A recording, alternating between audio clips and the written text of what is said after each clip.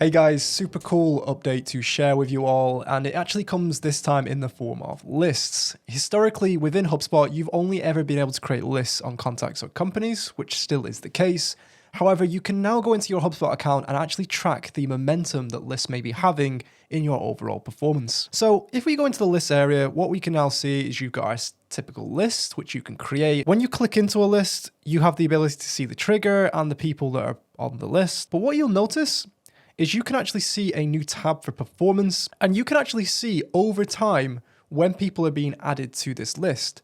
So if you're running integrations, which then fall into an active list, you can see when contacts are coming through the integration and falling into the list. If you were looking at maybe setting up a list for people that are registering for a trade show or an event, you can see when people are actually falling into this list at any point in time. If you scroll down, you can actually see where they are coming from. So you can see the source of people and how they came into the actual list for attribution-based reporting. And you can also see that how people are entering the list depending on their interaction source. So you'll be able to see if they came through visiting a website and they were added to the list through a page view filter versus if they went through a form submission. Ultimately, what this means is if you have a trigger based on a form submission, you can see if they came in via a form, or alternatively, if you are manually enrolling people into a list, this would be showing here as well. So what this breaks it down to is actually showing you more context behind the numbers. You can actually see where they're coming from, what the interaction source is, and ultimately how people are coming in, whether that's through re-enrollment, whether that's through manual enrollment, whether that's through integrations or APIs pushing them into the list, or just through the manual trigger that's been specified.